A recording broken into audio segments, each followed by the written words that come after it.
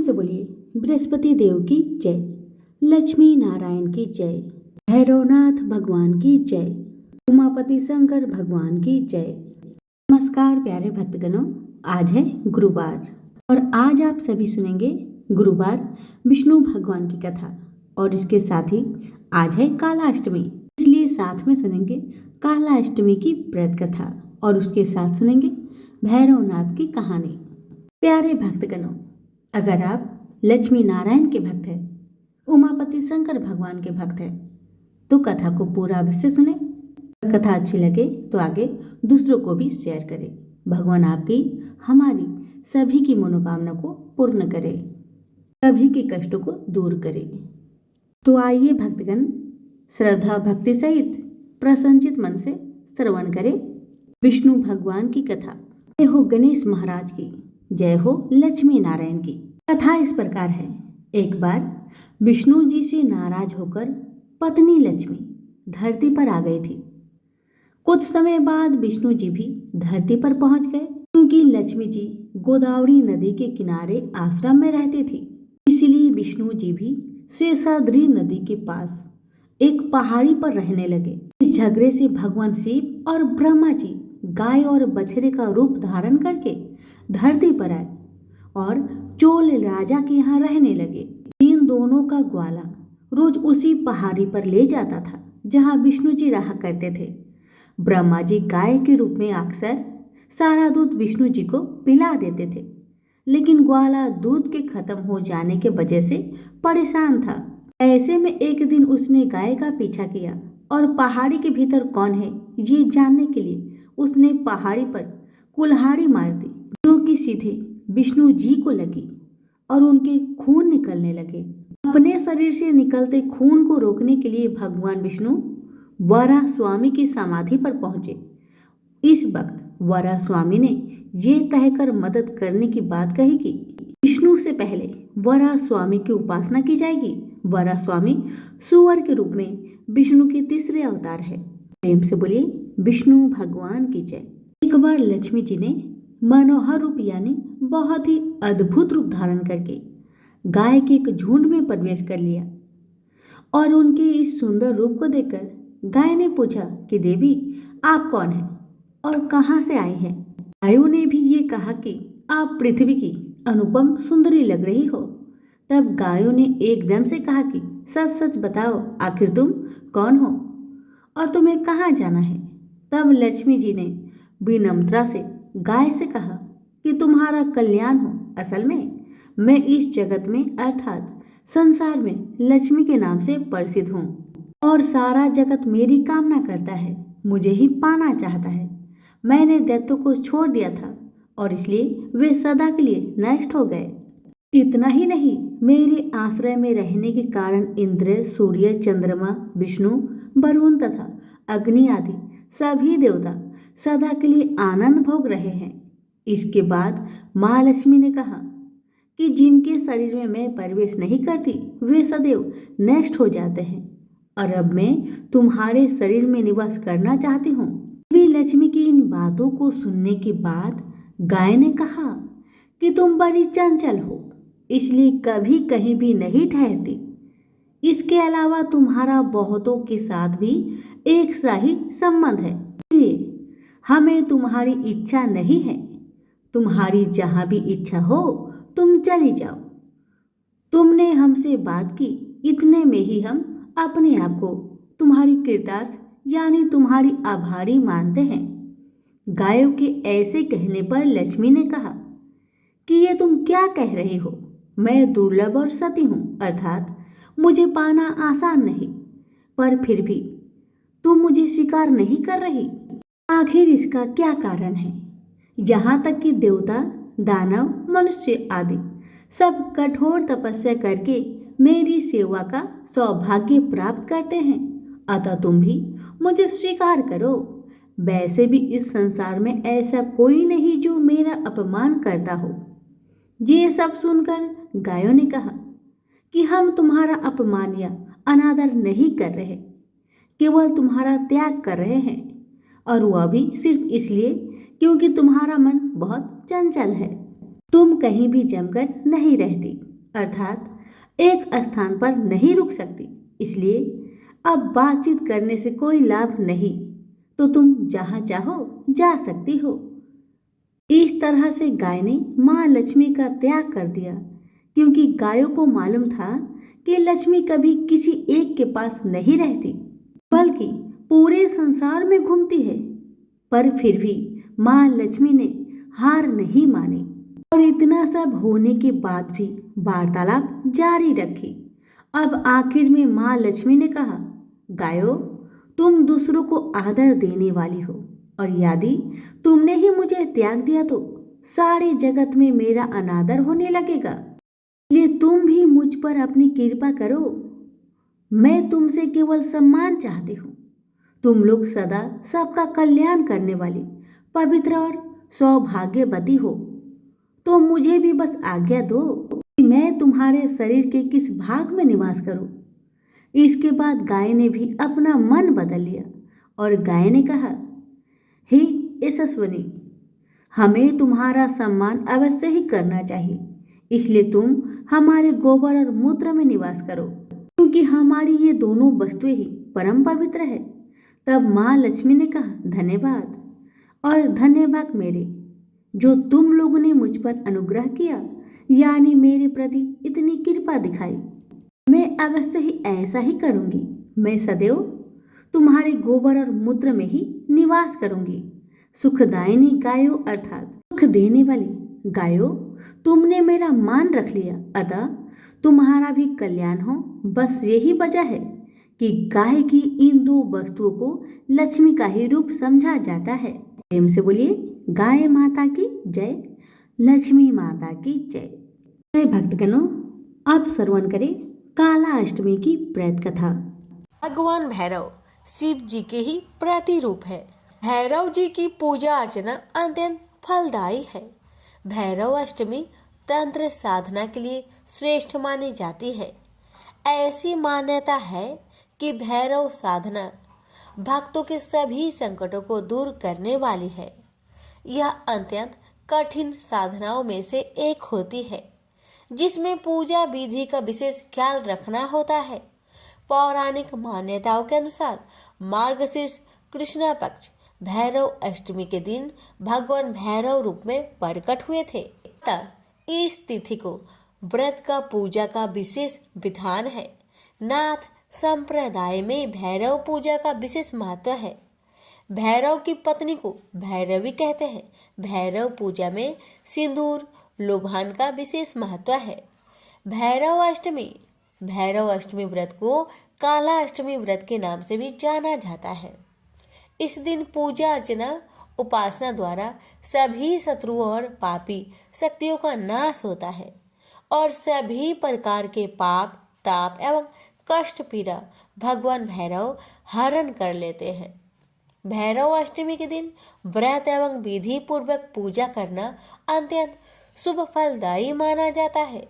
इस दिन काशी महाकाल भैरव का दर्शन पूजन शुभ माना जाता है। महाकाल भैरव अपने भक्तों की संपूर्ण मनोकामनाएं पूर्ण कर उनके समस्त पापों का नाश कर मुक्ति प्रदान करते हैं। भैरव जी की पूजा अर्चना मनोवांछित फलों को देने वाली है। इस तिथि को व्रत भैरव जी की पूजा अर्चना करके तंत्र मंत्र की शक्ति को प्राप्त करता है।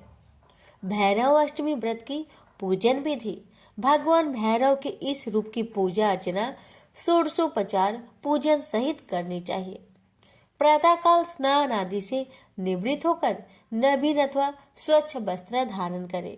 मन कर्म वचन से भैरव जी का ध्यान करे। व्रत का पूजन संकल्प ले। श्री भैरव यंत्र का पूजन करे। गाय के घी से दीप जलाए। भैरव चालीसा का पाठ कर आरती गाए। रात्रि जागरण करना चाहिए। इनके मंत्रों का जाप करते रहना चाहिए। भजन कीर्तन करते हुए भैरव कथा व आरती करनी चाहिए। इससे भगवान भैरव प्रसन्न होते हैं। इस दिन काले कुत्ते को भोजन कराना शुभ माना जाता है। मान्यता अनुसार इस दिन भैरव जी की पूजा व व्रत करने से समस्त विघ्न समाप्त हो जाते हैं। भैरव अष्टमी व्रत पूजन का महत्व। भैरव अष्टमी व्रत को करने से भय का नाश होता है और इन्हीं में भगवान शिव की शक्ति समाहित है। भैरव अष्टमी व्रत का बहुत ही महत्व है। यह सभी दिशाओं के रक्षक और काशी के संरक्षक कहे जाते हैं। कहते हैं कि भगवान शिव से ही भैरव जी की उत्पत्ति हुई है। भैरव आराधना से शत्रु से मुक्ति, सभी क्षेत्रों में विजय प्राप्त होती है। व्यक्ति में सकारात्मक ऊर्जा का संचार होता है। भैरव अष्टमी व्रत को विधि पूर्वक करने से मनोवांछित फल की प्राप्ति होती है। भैरवनाथ के पूजन से ही शनि का प्रकोप शांत होता है।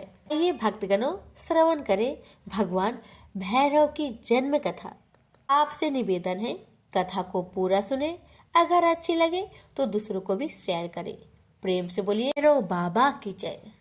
कथा इस प्रकार है कि एक बार सुमेरु पर्वत पर बैठे हुए देवताओं को प्रणाम कर ऋषियों ने उनसे पूछा, हे प्रभु, आप में से सबसे बड़ा कौन है? उस समय भगवान शंकर की माया की वशीभूत होकर ब्रह्मा जी ने अहंकार से भरकर कहा, ऋषियों, इस संपूर्ण दृश्यमान सृष्टि को उत्पन्न करने वाला मैं ही हूँ। मुझे किसी ने उत्पन्न नहीं किया। मैं ही सर्वशक्तिमान हूँ। मैं ब्रह्मा हूँ। ब्रह्मा जी की यह अहंकार पूर्ण वचन सुन भगवान नारायण के अंश ऋतु को क्रोध आ गया। ऋतु ने कहा, ब्रह्मा जी, आप अज्ञानता बस ये वचन कह रहे हैं। संपूर्ण संसार का पालन करता मैं नारायण का अंश हूँ, अतः स्वयं का बड़ा समझने की भूल मत करो।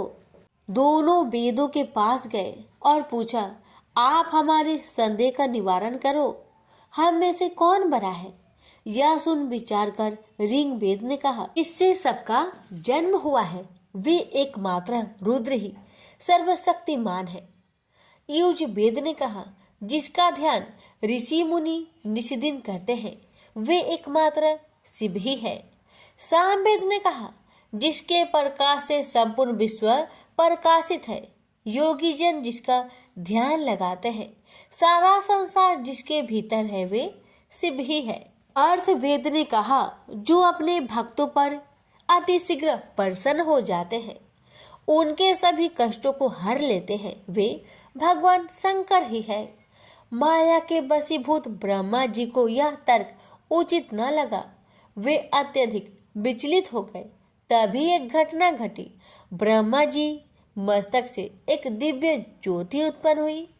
उस ज्योति से उत्पन्न पुरुष को देखकर ब्रह्मा जी का पांचवा मस्तक अत्यंत क्रोधित होकर बोला, तुम कौन हो? तभी वह बालक रूप में परिवर्तित हो गया और रुदन करने लगा। तब ब्रह्मा जी ने यह जानकर कि ये बालक मेरे तेज से उत्पन्न हुआ है, यह वरदान दिया कि तुम मेरे मस्तक से प्रकट होकर उत्पन्न हुए, इसलिए तुम्हारा नाम भैरव होगा। तुम्हें संपूर्ण विश्व के भरण पोषण का सामर्थ्य होगा। तुमसे काल भी भयभीत होगा। इस कारण तुम्हें काल भैरव के नाम से भी जाना जाता है। काशीपुरी में जो भी व्यक्ति पाप करेगा उसका लेखा जोखा तुम स्वयं रखोगे। चित्रगुप्त काशी वासी का लेखा जोखा नहीं रखा करेंगे। ब्रह्मा जी के वरों को ग्रहण करने के बाद भैरवनाथ ने ब्रह्मा जी के पांचवें सिर को काट दिया, क्योंकि उसने शिव जी की निंदा की थी। ब्रह्मा जी का सिर कटने के कारण उन्हें ब्रह्म हत्या का पाप लगा। तब ब्रह्मा जी को अपने अपराध का ज्ञान हुआ और ब्रह्मा जी ने शिव जी की आराधना की। विष्णु भगवान ने भी शिव जी की स्तुति की। तब भगवान शिव ने प्रसन्न होकर ब्रह्मा जी विष्णु भगवान को अभय वरदान दिया। ब्रह्मा जी ने भैरवनाथ को आज्ञा दी कि तुम मेरे पांचवें सिर को हाथ में लेकर भिक्षा याचना करते हुए भक्तों के कष्टों को हरो और ब्रह्म हत्या के पाप का प्रायश्चित करो। ब्रह्म हत्या के पाप के कारण लाल वस्त्र धारण की हुई भयंकर स्त्री भैरवनाथ के पीछे दौड़ने लगी। तब भगवान शिव जी ने भैरवनाथ से कहा कि आप काशी चले जाएं और वहीं पर काशी के कोतवाल बनकर रहे। भैरवनाथ जी ने वैसा ही किया और काशी पहुंचकर ब्रह्मा जी का सिर हाथ से छूट गया और भैरवनाथ ब्रह्म हत्या के पाप से मुक्त हो गए। जिस स्थान पर ब्रह्मा जी का कपाल गिरा वह स्थान कपाल मोचन के नाम से विख्यात हुआ।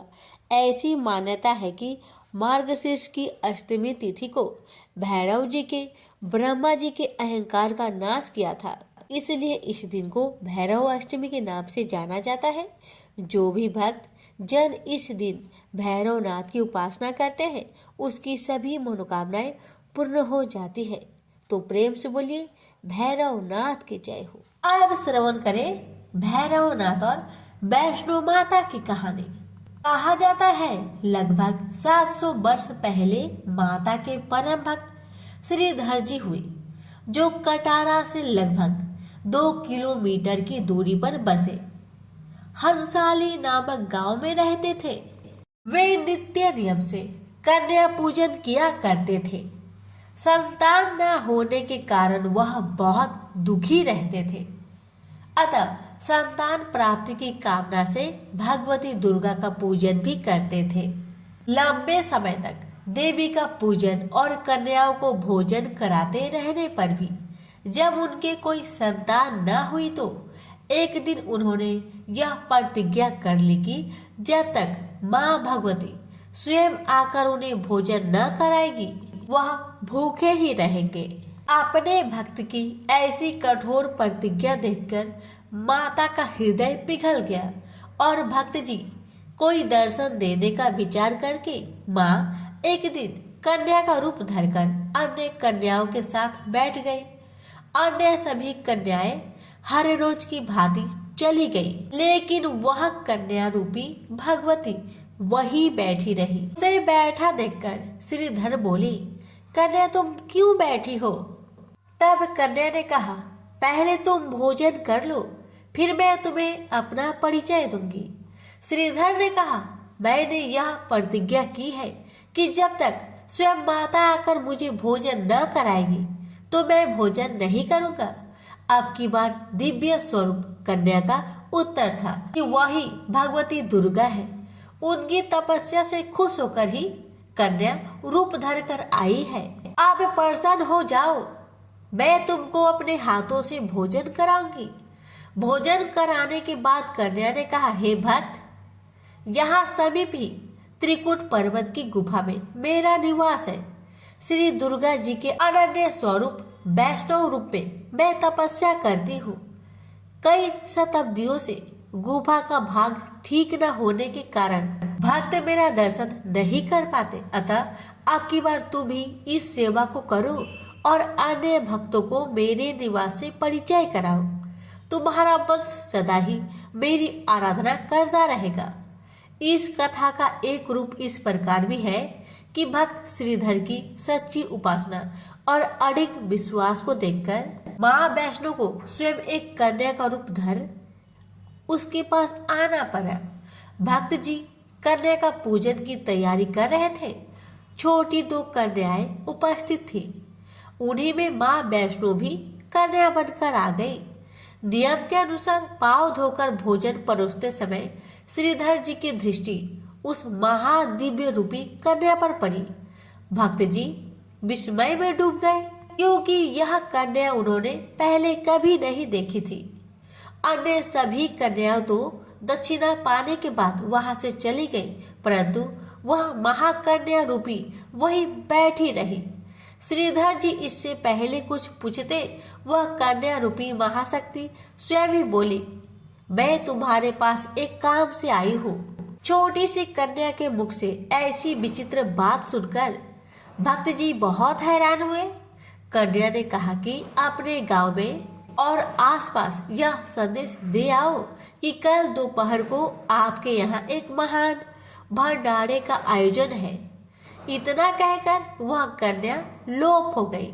श्रीधर जी विचारों में डूब गए, आखिर वह कन्या कौन थी? परंतु भंडारे वाली समस्या ने भक्त जी को परेशान कर दिया। अंत में वह कन्या की आज्ञा को ही मानते हुए समीप पर्वती गांव में भंडारे का निमंत्रण देने निकल पड़े। वहां से लौटकर आते समय गुरु गोरखनाथ व उनके शिष्य बाबा भैरवनाथ जी के साथ उनके दूसरे शिष्य को भी भोजन का निमंत्रण दिया। भोजन का निमंत्रण पाकर सभी गांववासी अचंभित थे कि वह कौन सी कन्या है जो इतने सारे लोगों को भोजन करवाना चाहती है। इसके बाद श्रीधर के घर में अनेक गांववासी आकर भोजन के लिए जमा हुए। तब कन्या रूपी मां वैष्णो देवी ने एक विचित्र पात्र से सभी को भोजन परोसना शुरू किया। भोजन परोसते हुए जब वह कन्या भैरवनाथ के पास गई तब उन्होंने कहा कि मैं तो खीर पूरी की जगह मांस खाऊंगा और मदिरा पान करूंगा। तब कन्या रूपी मां ने उसे समझाया कि यह ब्राह्मण के यहाँ भोजन है, इसमें मांसाहार नहीं किया जाता। किंतु भैरवनाथ ने जानबूझकर अपनी बात पर अड़ा रहा। जब भैरवनाथ ने उस कन्या को पकड़ना चाहा तब मां ने उसके कपट को जान लिया। मां वायु का रूप धरकर त्रिकूटा पर्वत की ओर चली। भैरवनाथ जी उनके पीछे पीछे गए। माना जाता है कि मां की रक्षा के लिए पवन पुत्र हनुमान भी थे। हनुमान जी को प्यास लगने पर माता ने उनके आग्रह पर धनुष से पहाड़ पर बाण चलाकर एक जल धारा निकाली और उस जल में अपने केश धोए। आज यह पवित्र जलधारा बाण गंगा के नाम से जानी जाती है। इसके पवित्र जल को पीने या इसमें स्नान करने से श्रद्धालुओं की सारी थकावट और तकलीफें दूर हो जाती है। इस दौरान माता ने एक गुफा में प्रवेश कर 9 माह तक तपस्या की। भैरवनाथ भी उनके पीछे वहां तक आ गया। तब एक साधु ने भैरवनाथ से कहा कि तू जिसे कन्या समझ रहा है वह आदि शक्ति जगदम्बा है, इसलिए उस महाशक्ति की पीछा छोड़ दे। भैरवनाथ ने साधु की बात नहीं मानी। तब माता गुफा की दूसरी ओर से मार्ग बनाकर बाहर निकल आई। यह गुफा आज भी अर्ध कुमारिया, आदि कुमारिया, गर्भजून के नाम से प्रसिद्ध है। अर्ध कुमारी के पहले माता की चरण पादुका भी है। यह वह स्थान है जहां माता ने भागते भागते मुड़कर भैरवनाथ को देखा था। गुफा से बाहर निकलकर कन्या ने देवी का रूप धारण किया। माता ने भैरवनाथ को चिताया और वापस जाने को कहा, फिर भी वह नहीं माना। माता गुफा के भीतर चली गई। तब माता की रक्षा के लिए हनुमान जी गुफा के बाहर थे और उन्होंने भैरवनाथ से युद्ध किया। भैरवनाथ ने फिर भी हार नहीं मानी। जब वीर लंगूर निढाल होने लगे तब माता वैष्णवी ने महाकाली का रूप लेकर भैरवनाथ का संहार कर दिया। भैरवनाथ का सिर काटकर भवन से 8 किमी दूर त्रिकूट पर्वत की भैरव घाटी में गिरा।